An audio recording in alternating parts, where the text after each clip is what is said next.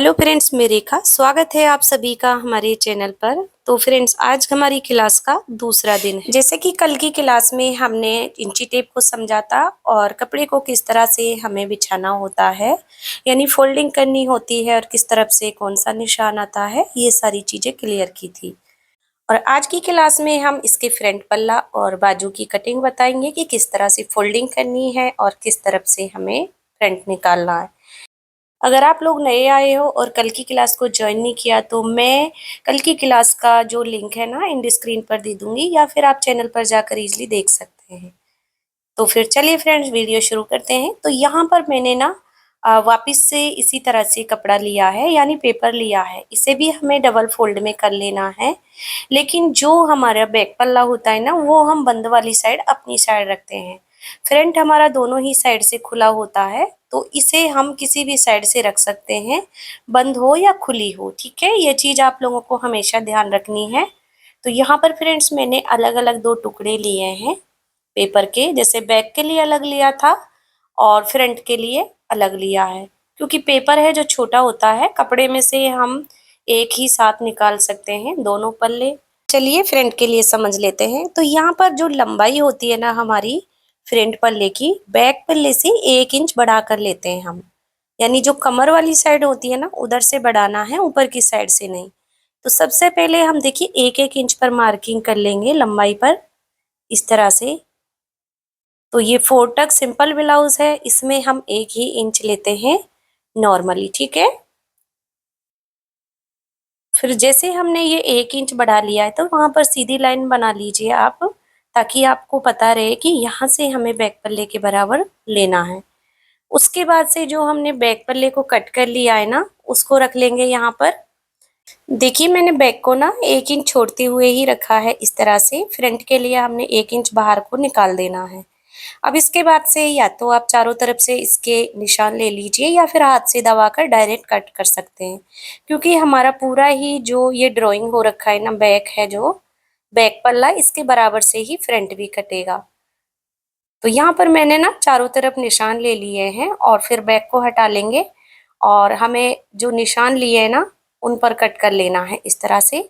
तो हमारे ये दोनों ही पैटर्न ना सेम तैयार हो जाएंगे, जैसे आगे का और पीछे का।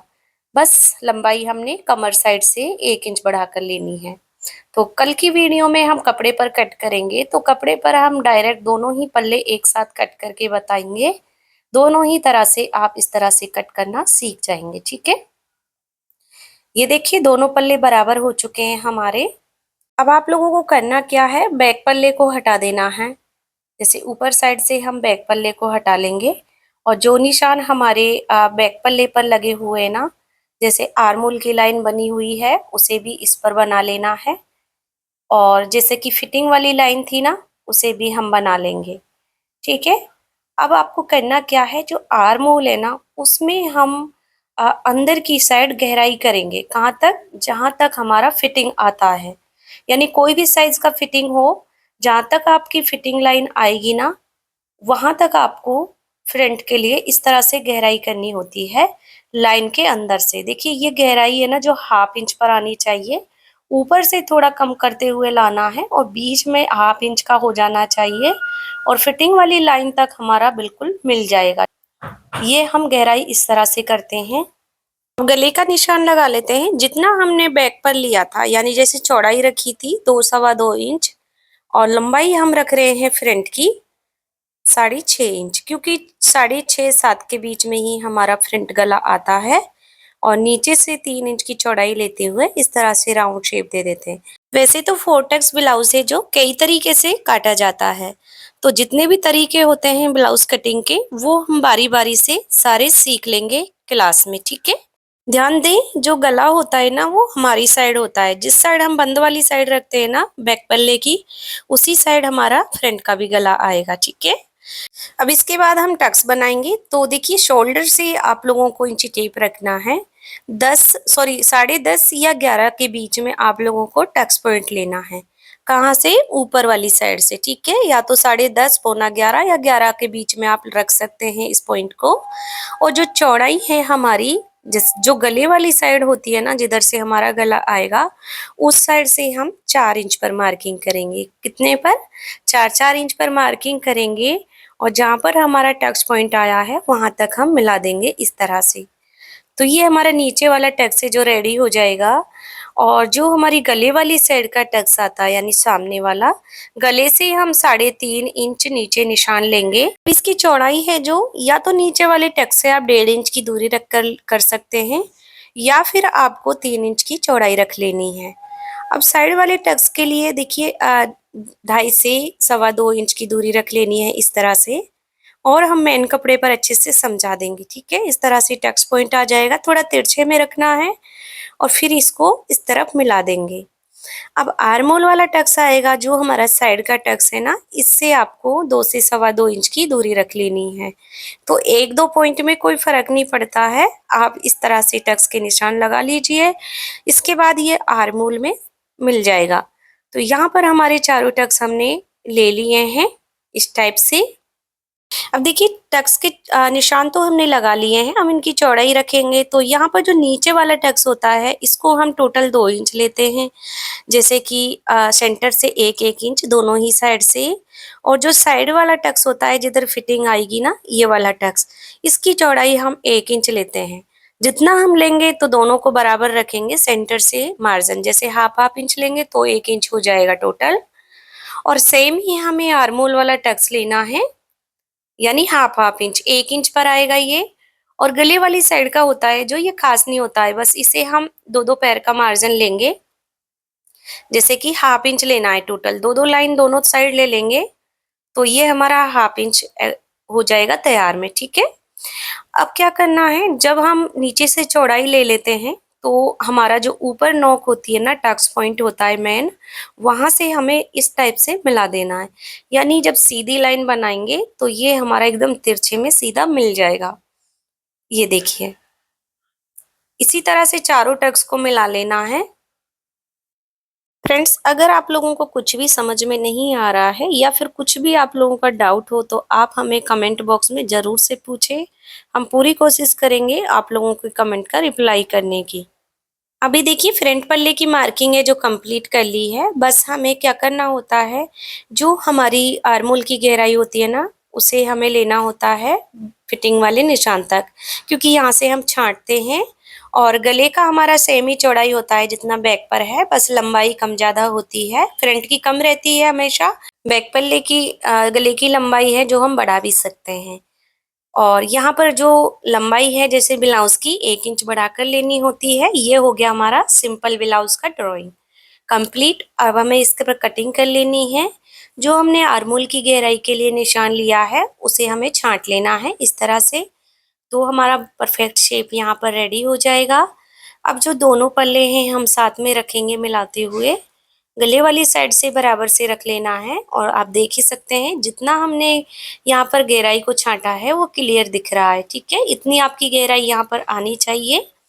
आप हमारे साथ ड्राइंग करते जाइए ताकि आप लोगों को ना यहाँ पर प्रैक्टिस हो जाए। इसके बाद से बैक गले को हमें कट कर लेना है, कल हमने कट नहीं किया था।